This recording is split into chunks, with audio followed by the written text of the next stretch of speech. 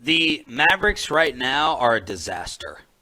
They're an absolute disaster. They have lost 5 straight games. They're getting swept by Utah without Donovan Mitchell. Then they lose to Phoenix the other night without Devin Booker. They face Phoenix again this evening. Longest losing streak since dropping 7 straight games in March of 2019. They have also lost 4 straight at home. This was Luka after the second Utah loss, and he was pretty blunt. Terrible. There's really not much to say. I never felt like this, and we got to do something because this is not looking good. And, we got to step up and, just talk to each other and play way better than this. It's mostly effort. Mostly effort. And then in the follow-up clip, he's like, I just feel like we have some guys who they don't care right now. And I was like, whoa. The only thing that is important to me for the Dallas Mavericks is keeping that kid happy. And I was like, you know what, let me go and look at the contract situation. What is the deal? When would he maybe want to get out of here? Better situation. Is he cool with Carlisle? When does Luka start wondering if he's got enough around him? That's the question. When does Luka decide that Kristaps Porzingis is not going to be good enough as a number 2? When does Luka say, you know what, I can't win a title here. I got to roll up out of town. I want to hit free agency.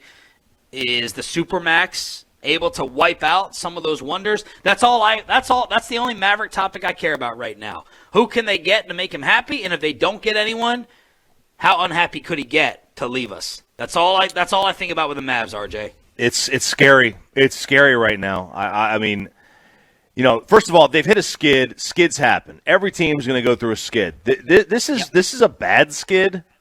I guess all 5-game skids are bad. This is alarming.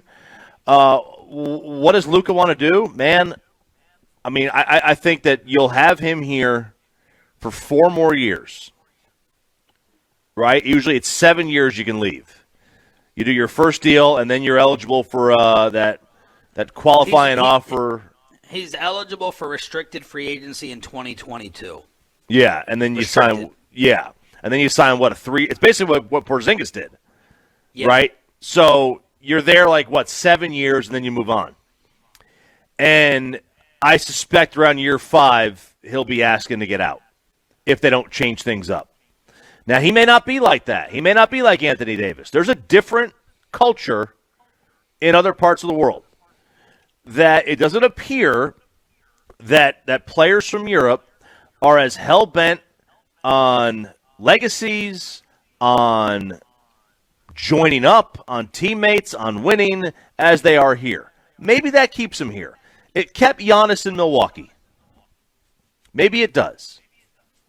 I don't know what's going to wind up happening. I don't think we have to worry. I would be less worried about Luka leaving than if he was an American-born player. Well, there may be something on the horizon. Because our good friend Mac Engel over at the Fort Worth Star-Telegram. Are you not entertained? We are entertained. We are entertained. He actually did a recent interview with Shaquille O'Neal. And Shaq said, quote, in the summertime, look for some of these disgruntled superstars to sign with the Mavs.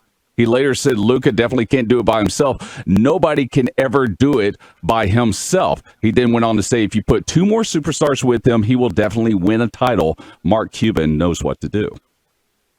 Well, yeah, we know that, but getting the player here has been the problem. So that's all I think about, man. Don't tick him off or have him lose faith earlier in the season I was fine with him struggling because I was like, Luka's going to take that blame.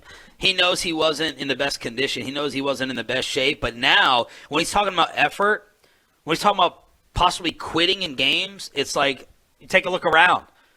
Am I a diamond surrounded by, basketball crap right now? Are you gonna tell me? Does Luka Dončić believe that COVID costing time for Maxey, Josh Richardson, Finney Smith, and Dwight Powell?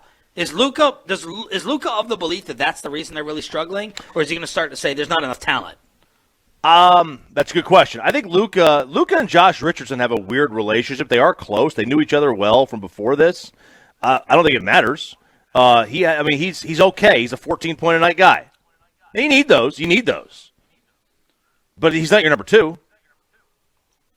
And if he is your number 2, then you're probably an 8 seed. That's just the reality of it. If Josh Richardson's your number 2, you're probably the 8 seed. Yeah, I mean, I think you're probably missing the playoffs. Maybe. 2? Josh Richardson is your 2? That's crazy. You're not winning anything big like that, and I don't care how good their relationship is. He probably has a good relationship with someone else with a little higher profile that's a little bit better. And let's see, Porzingis, man. We need Porzingis to go ahead and save this thing. Well, he can't because he's always injured. He's been injured since he was 19 years old. The guy's been injured. He can't save this. Like, literally, the only chance this team has is that Tim Hardaway or Richardson become a better player. That's it. Because it's not Porzingis. Who the f*** is Tingus Pingus? Exactly, Rappaport. Who is Tingus Pingus? I never heard of f***ing Latvia. There we go. You're not getting it in Latvia. That's the reality of it. Like, in order for this team to reach the next level, Hardaway has to be better and Richardson has to be better. And because I cannot count on KP. Yeah, I agree. 877-881-1053, Mavs fear. Forget about this season. I knew that they weren't going to be a championship contender this season, but moving forward.